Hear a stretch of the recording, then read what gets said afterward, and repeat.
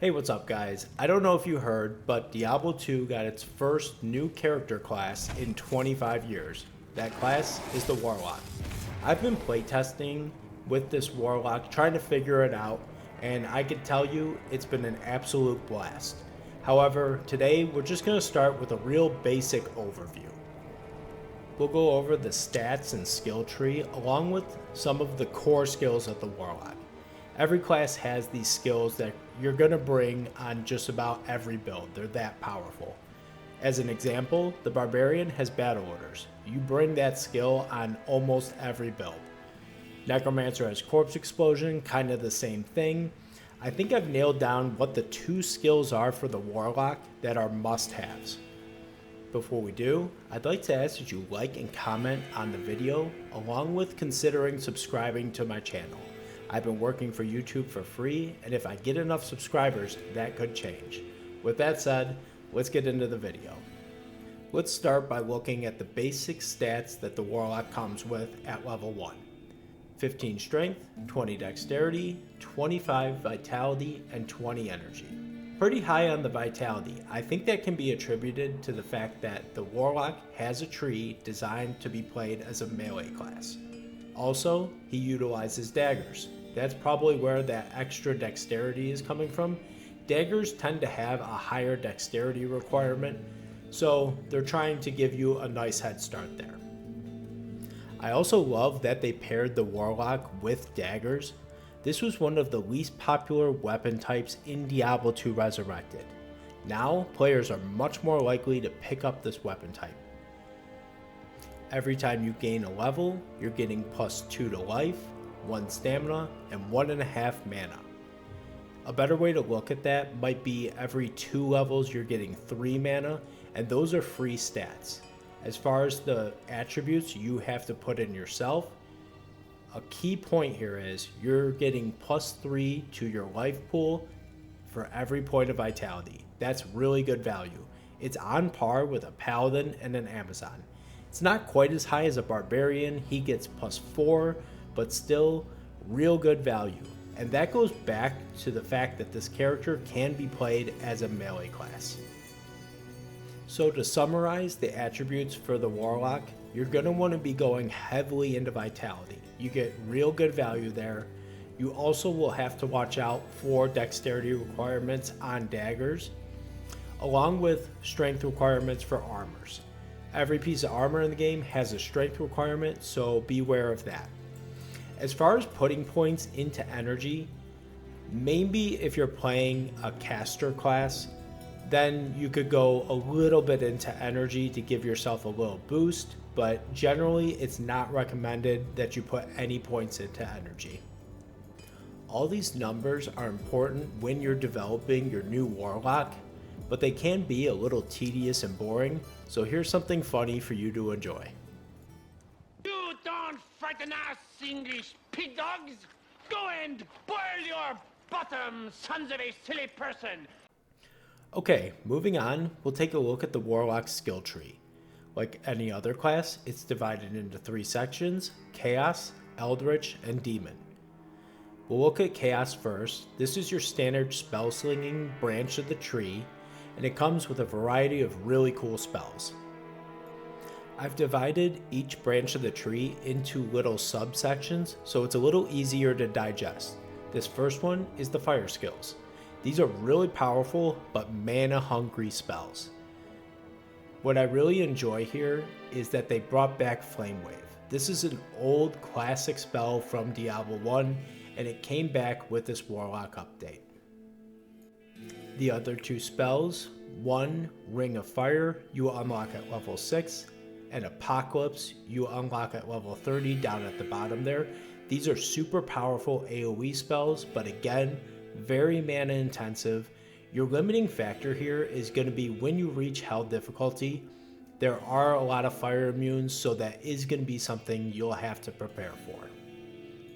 Here's a real quick example of what Ring of Fire looks like. In the middle of the Chaos tree, you have your sigils. You have 3 different varieties. My personal favorite is actually the first one you come across, Sigil of Lethargy. This slows and debuffs the mobs that pass through it. Here's an example of what the rings look like that your character places down.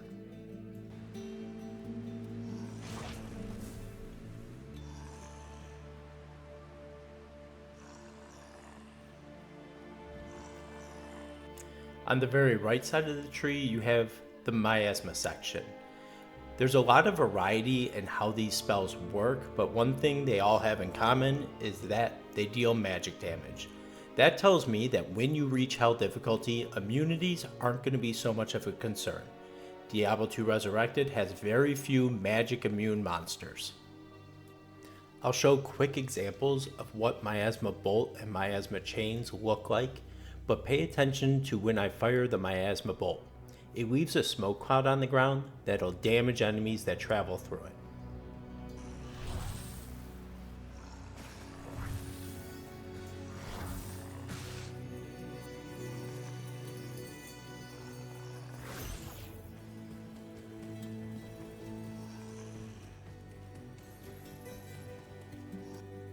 Okay, so that's a brief overview of the Chaos Tree. Obviously, you could dive a lot more in depth into this section, but this is just intended to be a basic overview.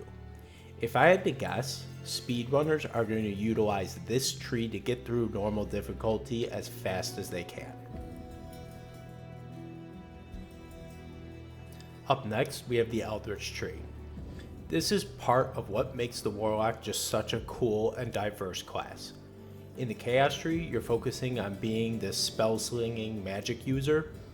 On the Eldritch Tree, you're flipping all the way to the other side of the spectrum and focusing on melee attacks and ranged abilities. The central skill that makes this whole tree work is Levitation Mastery. I have it highlighted here. This skill enhances the Warlock's ability to use melee weapons. It also will lower the stat requirements to use such weapons. And lowering the stat requirements for weapons is core to the Warlock, because he can use two-handed weapons as a one-hander. This is huge. Having the ability to use these heavy-hitting weapons in one hand and having an offhand like a shield or one of his class books is part of what makes this tree work so well. On the right side of the tree, you have your weapon hexes. These are buffs the Warlock applies to his weapon. They are temporary, they have a duration, so they will need to be reapplied often. Highlighted here, you have your different melee and ranged abilities, including a cleave you unlock at level 6. This allows you to hit multiple mobs with one swing. There's in addition some shields and some abilities that toss your weapons out, passing through mobs and then coming back. There's a lot of variety here. I don't want to get too in depth, but just know this section is where all of your melee and ranged abilities will be. This section also has one of the coolest abilities the Warlock has access to. It's called Blade Warp. He will throw out a weapon and then teleport to that location.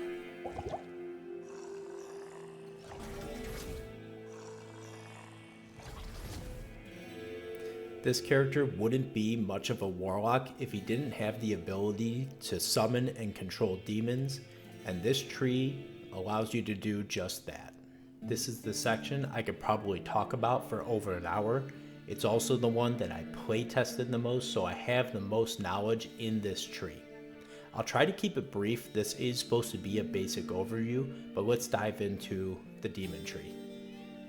You have access to 3 different demon types you can summon, but don't be mistaken, you can only have one demon out at a time. He isn't like the Necromancer where you're going to have this large army that surrounds you.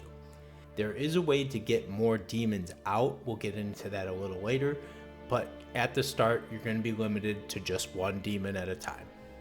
However, that one demon you can summon is very powerful, and it gets even stronger as you put points into that demon. The 3 demons you can summon are a Goatman, a Tainted, and a Devourer. Each operates very differently from each other, so there's a lot of variety here. You're going to have to make some tough choices in this tree. In the middle section, you have 3 abilities that allow you to manipulate your summoned demon.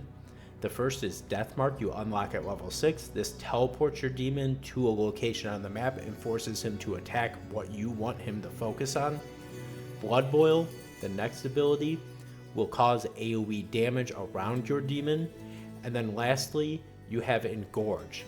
This will heal and temporarily buff your summoned demon. In the upper left hand side of the tree, you have a couple of abilities that buff your summoned demons. They're super powerful, but I want to key in on the very top one, Demonic Mastery. This is how you get more demons out and increase your army size.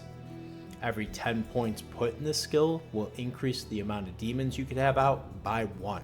So at level 10, you get 2 demons, level 20, you get 3, and so on.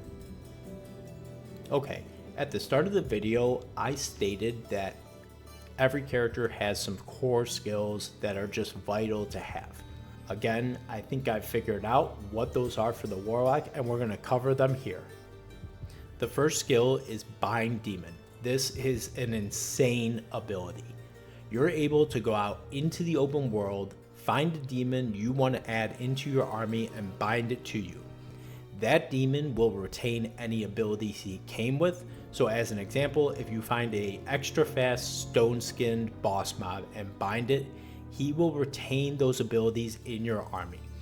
The other cool part to this skill is that it's really not limited what you can bind. Obviously you can't do axe bosses, and I believe there is a limitation on binding demons that have a special death animation, but other than that, it's pretty open on what you can bind. The second ability is called Consume. This allows you to consume a demon under your control, granting yourself insane buffs. They are temporary, but very strong. These buffs are based off of the demon that you consume. So as an example, if you're playing in the Eldritch Tree as a melee Warlock, you can summon a Goatman, consume him, granting yourself Crushing Blow. That's pretty huge. The skill does come with a tooltip that will let you know what buff you'll gain based off of the demon that you consume. Okay guys, so that is going to do it for my Warlock overview. I wanted to keep it kind of basic. This is a new character for Diablo II Resurrected, and often when a developer releases new content, changes come soon after. It doesn't mean that they did a bad job developing this character. Actually, it's a ton of fun to play. I think they did a very amazing job with the Warlock, but it is common that changes will come soon after. Leave a comment below letting me know what you think I got right and what you think I got wrong. At the time of this recording, this character is only a week old. This is just the information I've gathered in that amount of time, but I can't thank you enough for watching. I hope you enjoyed the video. Have a good one.